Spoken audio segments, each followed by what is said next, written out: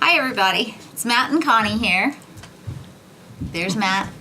We have a special guest today, and it's my mother, Jean Commons. Welcome, Mom. This is the Matt and Connie show, but now it's the Mom and Connie show today. Mom was visiting with us over the holidays, and we just realized that we wanted to take advantage of her time with us to capture some of your wisdom about child rearing, raising kids. Mother, we're so proud of her. She learned to use a computer at the age of 70. You are 89 this year? Almost, yeah, well, this year. In 2018, you'll be 89. And a few years ago, in 2003, she actually wrote a paper about training kids. She's got quite a bit of wisdom written down, and we just wanted to take this opportunity and capture some of it on video. So, Mom, somehow you managed to raise 5 children. Wonderful children. Wonderful children. That's right. Right, Matt? The Right, baby. right. And I am number 5, the baby of 5. And all 5 of us, I would say, grew up. We knew that we were loved. We knew that we had value. But we also knew you were in charge. How did you do that? Well, first of all, I'd like to say I'm glad you felt loved, because that is the main thing for raising children. Love is the main thing. How did I do that? Well, I just kind of took it as my job. I really didn't think of it as a job at the time, but I loved the children, and my husband was gone most of the time. I was a stay-at-home mom, and I just took it as a job to train my children. And that's a key word right there. You considered it training. Which you don't hear that word used much. We talk about raising kids or we talk about parenting, but you really seem to take the approach, I'm in a training field here. Yes, I didn't put it together at the time, and yet I am a firm believer in the Bible, and that is the word that God uses. Train up a child in the way they should go. Oh. And when they're old, that training will not depart from them. Awesome. So we know that training is a job. I mean, athletes train, and musicians train, and That's right. military people train. And so it's a consistent job. It's, you just consistently do the Right. thing. Right. Okay. So, how early did you start this training? Very early, very early. I believe that all of us are born totally selfish. Babies, I know when they're tiny and wonderful, brand new and everything, you don't think that when you have your first baby, but they're not very old until you realize they cry when they want something to eat, they cry when they need to be changed, they cry for whatever, and they make your life miserable if you don't do what they want you to do. But anyhow, we're all born with this selfish nature, and children need to learn how to control that. And so started very young, when they would first, mothers know when you hold a baby and they are mad. I mean, they just stiffen out and they're just going to do their own thing. Well, to me, you said, how did I start? When I felt that in a child, I just wrapped around them and didn't allow that. I said, just in their ear, no. Very firm, but no. And that was what I would How start. it started. Yeah. Something like that. You have said, that you've heard people say, well, I don't like the idea of being in control or controlling somebody, but what is your answer to that? Somebody's going to be in control. Either you or that little one. That's right. That's right. So, okay, let's just talk about then. Let's get down to the brass tacks. You said that it's always in love, but it's a job, and that you considered it training. And it sounds like you what are some of the specific things that you knew was important to do? Maybe like your tone of voice, or whether you were.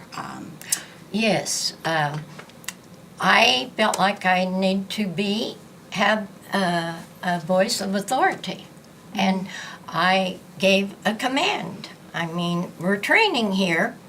You know, people train dogs. If you can train a dog, you ought to be able to train a child. Because you know, they're a so much lot smarter. Yeah.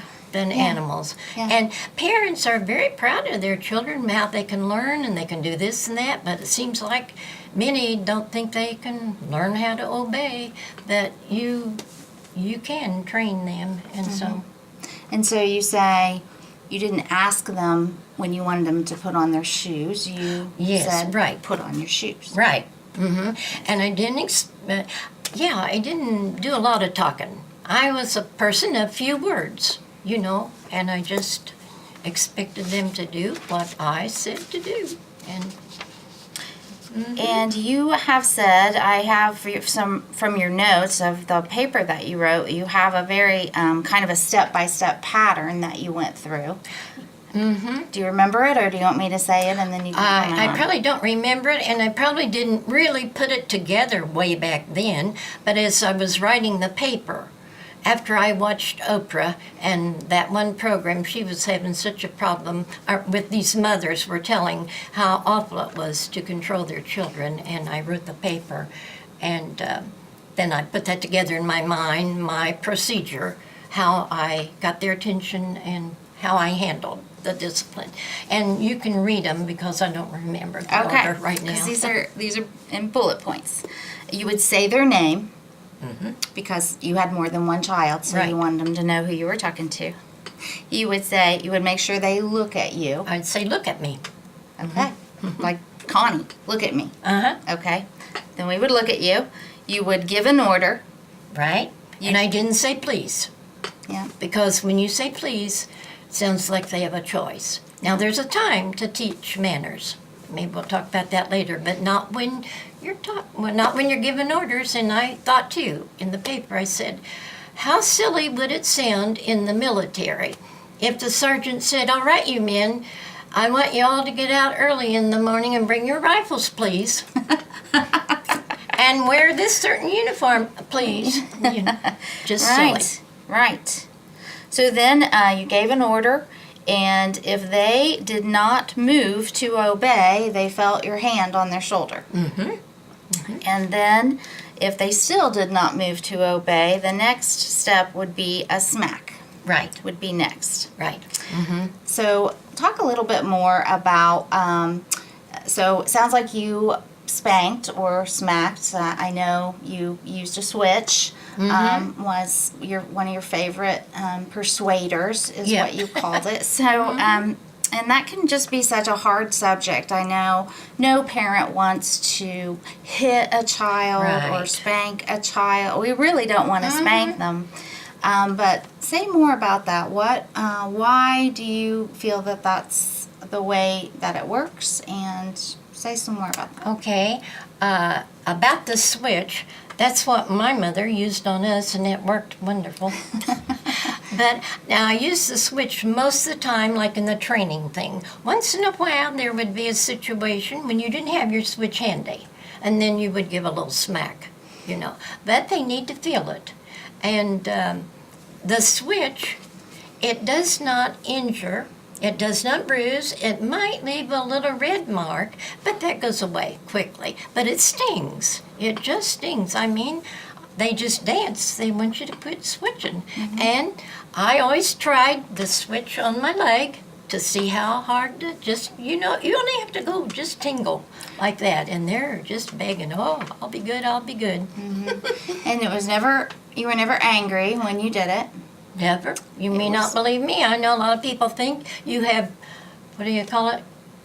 Selective Memory. or something, but it's true. I've never did it in anger. Never. Because it was a job for you. You were doing your job, Yes. and it was out of love. Yes, I was not mad at them. I wanted to change their behavior. And I wanted to teach them to obey. I wanted people to like them. I wanted somebody to not mind being in the same room with them. And Right. all that kind of thing. Right. So, And, I mean, technically, the Word of God says, spare the rod and spoil the child. He that spareth the rod hateth his son, but he that loves him chastens him. That's Proverbs 13:24. And you have said, I want to ask something else about that. Shoot. I'm drawing a blank. Just to get every aspect of that. The pain. Like, God made us to learn Yeah. from pain. uh-huh. If you go outside and step on a thistle, you jump back and you learn, don't step on thistles. I mean, it's just part of our makeup. And That is so true.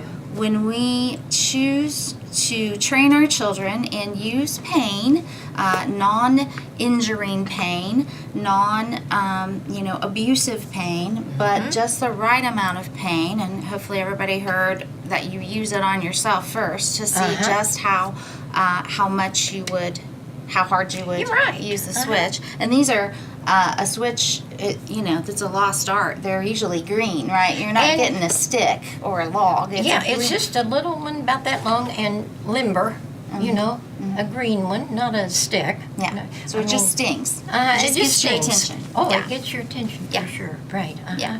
Okay.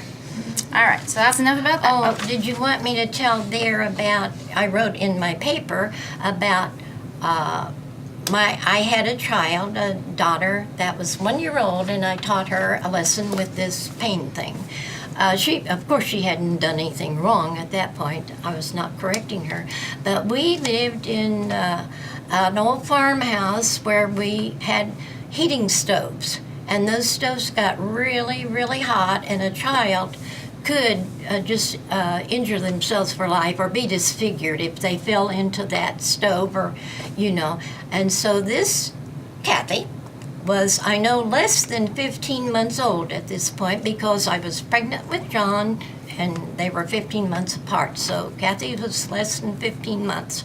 And I did not want my beautiful baby girl to be scarred by that. I didn't want her hurt.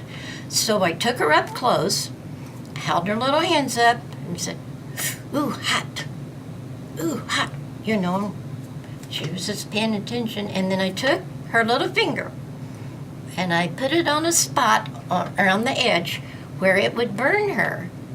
And she cried and she drew back and she might have had a teeny blister. I don't remember for sure, but here's what happened. I watched her, put her down. She went way around that monster. There is no way you could get that baby to go close to that stove. So a little hurt can save a lot of hurt sometimes with a child. Yeah. They learn, and it's amazing. Their brain is connected to their bottom. Oh. That's funny. That's a powerful story, Mom, and it's hard. It just is so different than how we think today and how we would even imagine. But if you really put that together and think about it, you loved her enough. You didn't want her to have a blister. You wouldn't have wanted to hurt her, but you loved her enough to be willing to give her a small amount of pain in love and out of correction.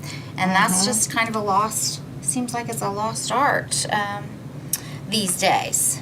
Okay. Well, I think that really covers a lot of what we want to talk about in part one of our, we're calling this Training Kids. So thanks, Mom, and we'll be back for part two. Welcome, kid.